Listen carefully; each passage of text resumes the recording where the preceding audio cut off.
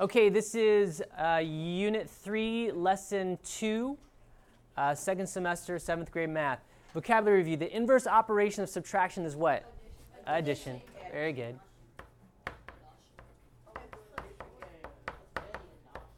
Okay, solve each equation. So let's go ahead and solve these equations. And you guys, this should be easy for you.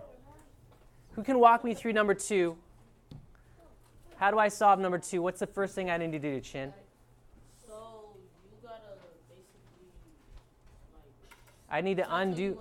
I need to undo. No, I want you to use. Yeah, you have to like turn it around. Like you could do that. How do I get rid of plus? Nima, help him out. Subtract. Go ahead, Nima. Nima, go. Right, so the inverse operation, there's way too many people talking. I need you to listen. The inverse operation of add 4 to isolate my variable would be subtract 4. So I'm going to subtract 4 from both sides. Okay? And then these cancel out because they are opposites, right? So now I'm left with x equals, well, what's negative 6 minus 4 going to be? Negative 10, because if I'm at negative 6 and I subtract 4 more, then I keep going left on the number line. That is negative 10. Okay, who's got number 3 for me? Who can walk me through number 3? Jaden. Okay, so the inverse operation of addition is subtraction. Right. What's the sign of the 7 here? There's no sign in front of it, so what sign should be there? So if you don't see a sign in front of a number, you know it's a positive number. Okay, so now I got to undo addition like you said, and I got to do what? I'm going to subtract 7 from both sides of my equation, right? And then we see that this plus 7 and minus 7 become 0, right? And now I'm left with, on the left-hand side of my equation, t. And what's positive 11 minus 7 going to be? It's going to be 4. Any questions about that problem? Okay, let's move along. Who's got this one right here, number 4? Who can walk me through? Alexis, go ahead. I'm going to add what? 5. I got to add 5 because on the side of my variable, I got a minus 5. So to get my variable y by itself, I got to add 5 to both sides. Okay? And then we see that these two opposites go away. They become 0. And then I'm left with y equals, well, what's negative 13 plus 5? They're different signs, so keep that in mind. Negative 8, very good, nice. Okay, any question about that? Good, we're rolling. Now, number 5. Do you guys remember the trick I said? If you got 2 signs in front of something, you got to fix that first, right? I got 2 signs here. What is a negative 3 going to become? It becomes a positive, so these 2 things right here is really just saying this. So this is really just saying a plus 3 equals negative 17. Do you guys remember that? From first semester, first quarter, we talked about that. Now we can go about solving this. So let's go ahead and solve this. How do I get my a by itself? Who's going to talk me through that? Go ahead. We got to subtract 3 from both sides. Very good. And then we see that these 3 become 0. They're opposites. And now I'm left with a equals what? What's negative 17 minus 3?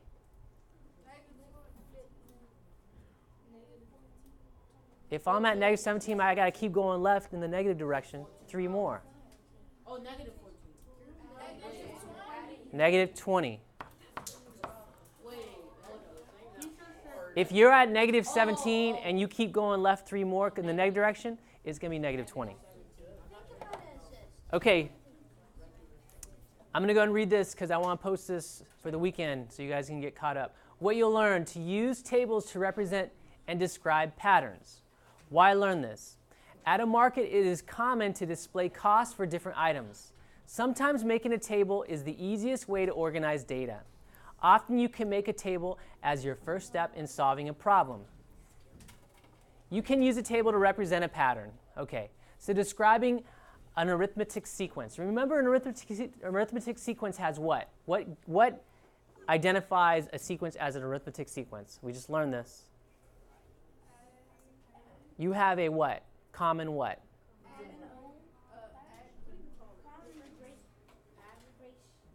No, you're thinking about geometric sequence. Common difference. The common difference. Each term, you can find the next term with the common difference. So here we have a table. Groceries. The table below shows the cost of different quantities of fish.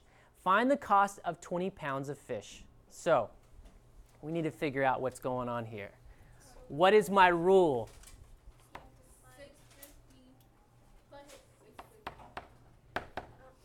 Right? Is that true for each? Yes. I'm just going to add 650. So I have a common difference of 650. Right? So what do you think 20 pounds is going to be? Let's look what happens. So 1 times 650 is what? 650.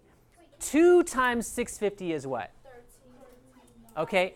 And then 3 times 650 is, but we need to know 20 times 650. So what's 20 times 650 going to be?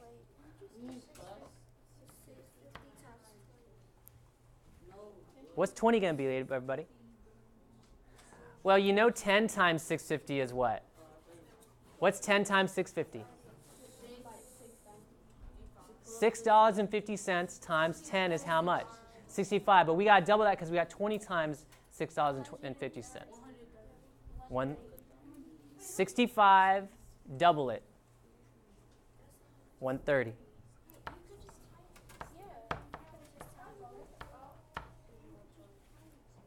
Okay. Now, here we go. Here's what I need you guys to do. The table shows the number of miles a car can travel using different amounts of gasoline. Make the T-chart, copy and complete the table.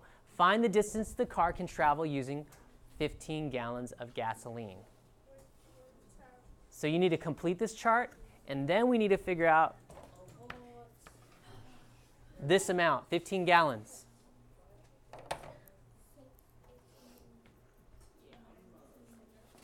So these are arithmetic sequences. You got to figure out first the common difference. Then once you know the common difference, you can figure out each term in the sequence from the previous term. If you want to jump, we just talked about a strategy in the previous example, how to jump.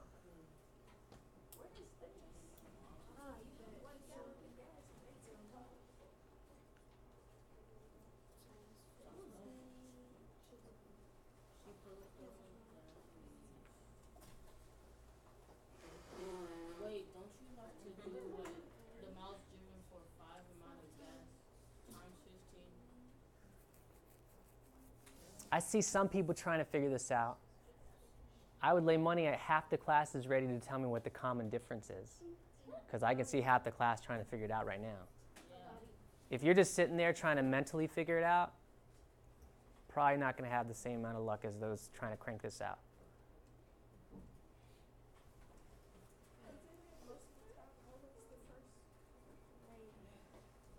Who can tell me what my common difference is? Robert, I don't think I've called on you yet. What is my common difference? Yeah. You're saying the common difference is what? 18? No.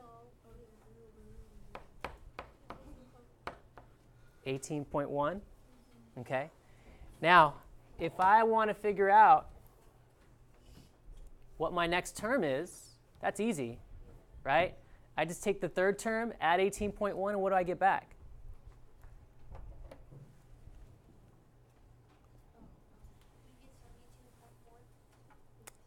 Do you guys agree? 72.4? Yeah. Okay. And then what about the fifth term? 90.5. Okay. Now, the long way would be to keep figuring out the 5th, 6th, 7th, 8th, 9th, and keep adding, right? Yeah. But I already showed you a shortcut. How do we figure out the shortcut? We're just going to multiply my common difference times 15, and then what do we get back? 271.5.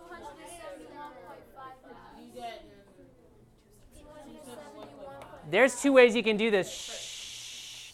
Some of you might have recognized that 15 is the same as 10 plus 5, right? Well, what is 18 and 1/10 times 10? 181. Well, if you know 181, that's 10. 181, that's 10 times my common difference. and then I add what we got for 5, which is 90. This is going to give me 15, right? Did you guys get 271.5? Is that what you guys got? Yes. So we see that this is 271 and 5/10 miles with 15 gallons of gas. Okay, any questions? Now you could have gone about this the long way. You could have just kept adding 18 and 1/10 and then gone 6 gallons, 7 gallons, all the way up to 15. That would have taken a lot longer. Or you could have just said, hey, here's my shortcut. I can multiply 15 times my common difference and figure out how many miles we drive with 15 gallons that way. Got it? Now, given a rule, you can find a value of a term using the position. Okay? So which sequence follows the rule? Describing an arithmetic sequence. Which sequence follows the rule -3n plus 5, where n represents the position of a term in a sequence? So we saw that the arithmetic sequence, we could figure out which term by multiplying, right? But let's talk about Michaela's example earlier. Remember we had an example where you had to give 2 sequences with the same common difference? Do you guys remember that? She gave me 1, 3, 5, 7, right? And then she gave me 2, 4, 6, right? Now she didn't have to start at 1 or 2, right? She could have started at a negative number. Like the place that she started could have been different, okay? But the common difference still would have been the same. Now all they're saying right here is, hey, the place we're starting, we can start at a different place. It'd be the same sequence, common difference, but we're going to start at a different place. So which sequence follows the rule where n represents the position of a term in a sequence? So if we have position 1, if you notice, do you see we replace n, the variable, with 1? What's -3 times 1? -3. And then -3 plus 5, what is that? It's just going to be 2, right? Now let's try to figure out for position 2. Put 2 in for n. -3 times 2 is what? -6. And then -6 plus 5, -1. Okay? And what was the change here? What's going on from here to here?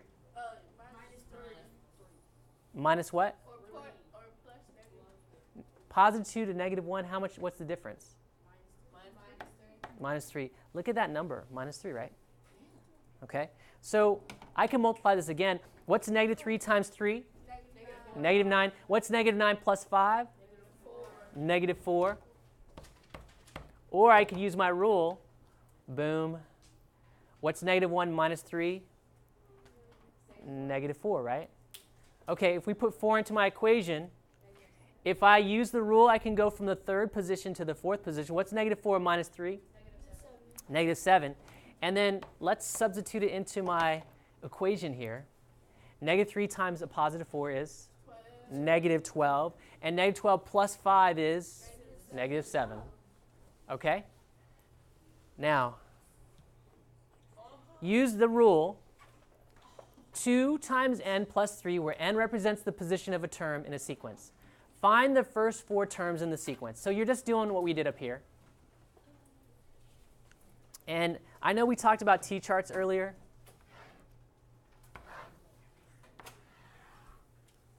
This doesn't exactly look like a T. It looks like 2 T-charts right next to each other, and that's actually what it is.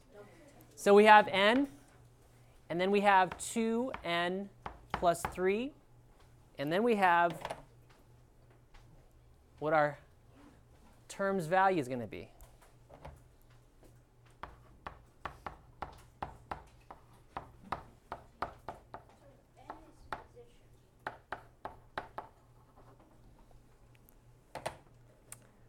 So they want to know the first 4, right?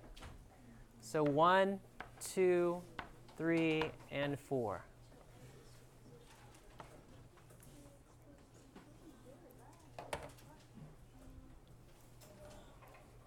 So look at what I'm going to put in. So this is going to be the same no matter what. 2.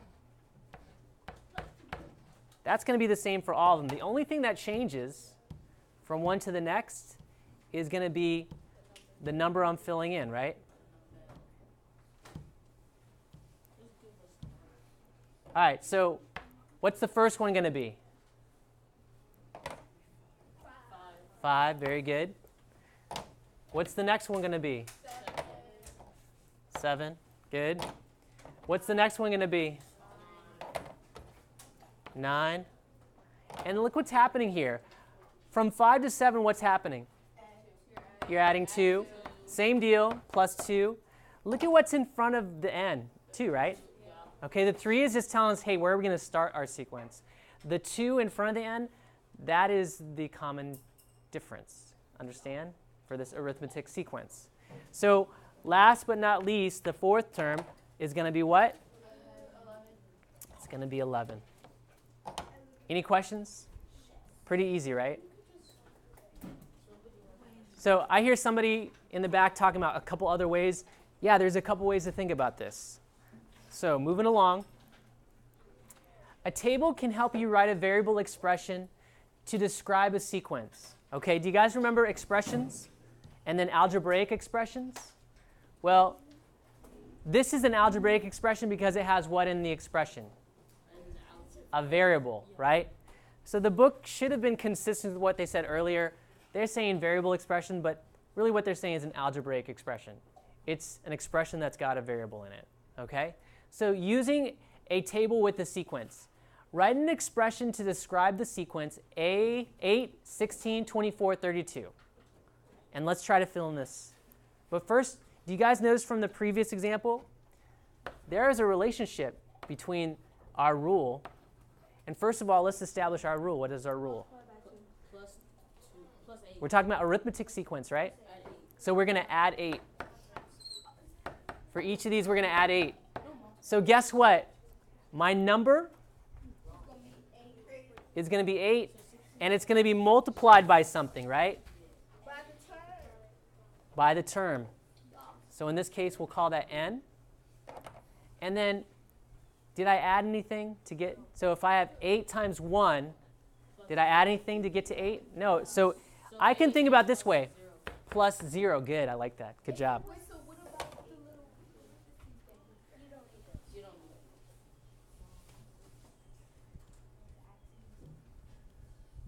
Oops. All right. So all of these will be the same, except for here, I'm going to multiply by 2 plus 0. It still gives us the same thing. Can you guys go ahead and fill in the rest of this?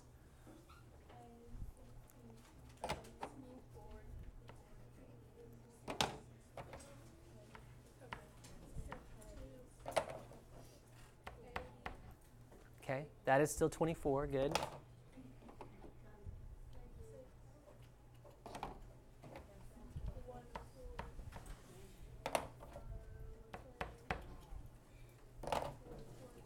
$32. So what's my fifth term going to be?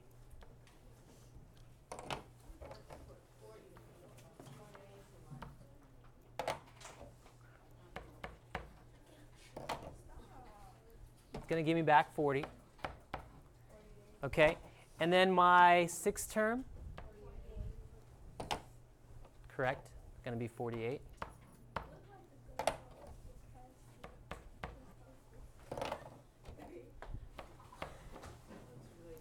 Okay, and then my seventh term,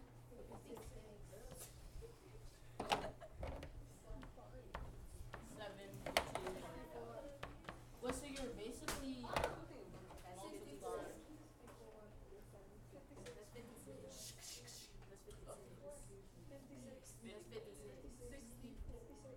okay.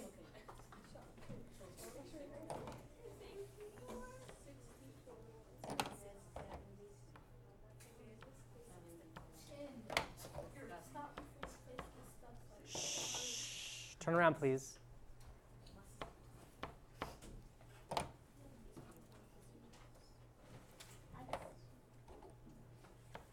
So my 8, my rule times my n, in this case is 9. And then we're not shifting our starting position, so we have plus 0. But then what's 8 times 9? 72. And then the last term we're supposed to get is 8. And then 8 times my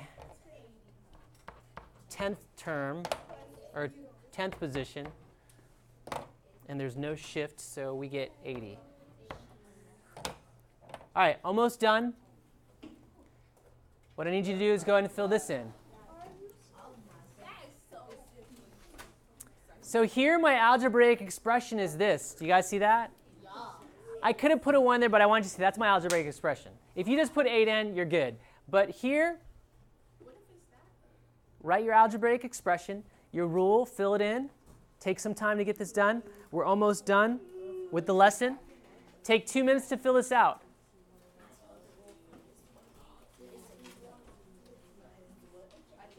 Shh, quietly on your own. See if you can fill this in. Shh, quietly on your own when I'm finished with this.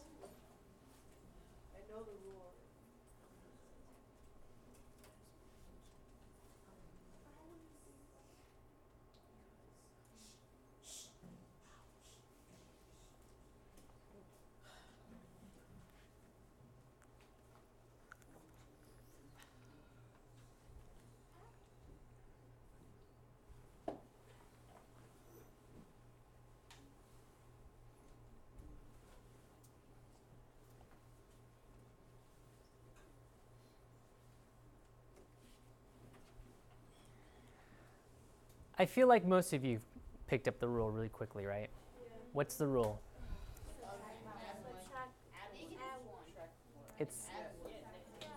Look, it's actually increasing by 1.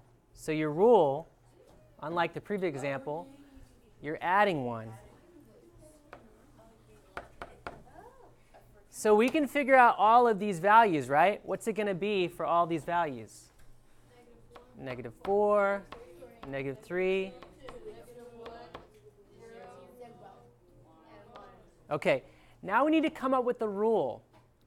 And remember, if you looked over here, my common difference ended up being the coefficient with my variable, right? N is my position. Okay, so let's go look at this. So we have 1.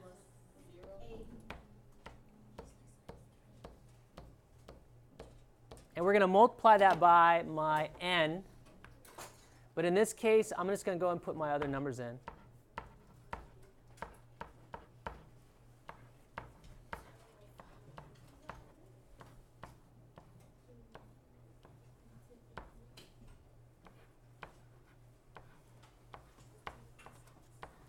Okay, now we got to figure out where do we start.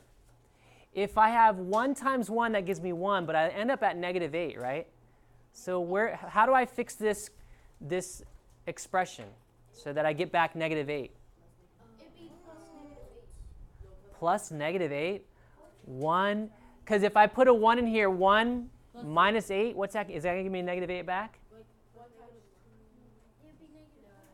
So you're saying 1 and then a -9? Okay, let's see if that works. So if I put position 1 in for n, 1 times 1 is 1, minus 9, is that going to be -8? So how about this?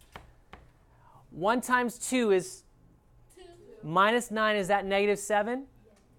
Okay, 1 times 3 is what? 3 minus 9, is that -6? Okay, so do you see how we figure out our algebraic expression? Okay, are we good? Okay, now this is really, we're laying a lot of the foundation for what we're covering in the next unit, which is linear equations, and we'll get to that here.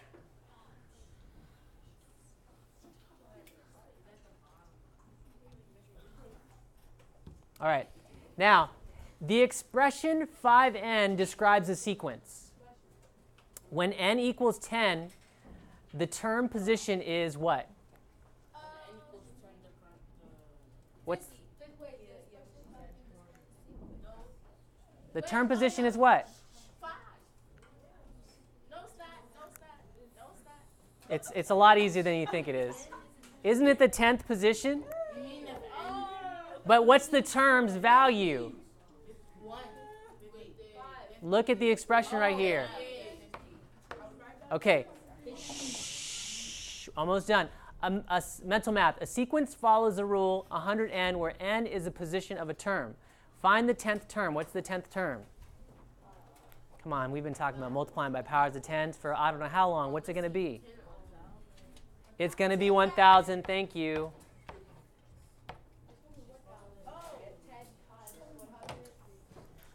Okay. Find the next 3 numbers in each sequence. Come on, find them.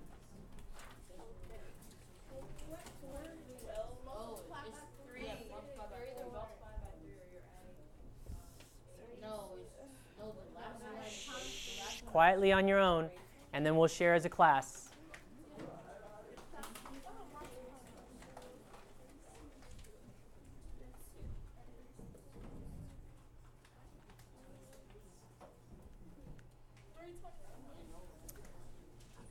I think most of you probably know the first one. Who can walk me through the first one?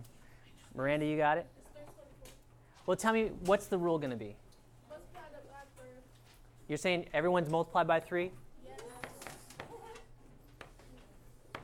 So what type of sequence is this, if that's true? Geometric. So geometric. Can you tell me what my next terms are going to be? 324. 324. Do you guys agree? Yes. Come on, find it. 372. Wait, 972. All right. You guys should be calculating these terms out right now. 572. Quiet, please.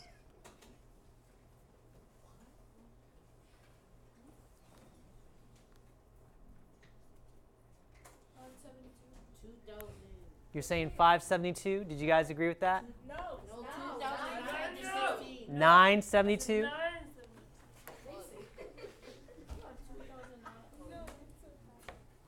Yeah, that didn't make sense. What's the next one going to be? 2,916?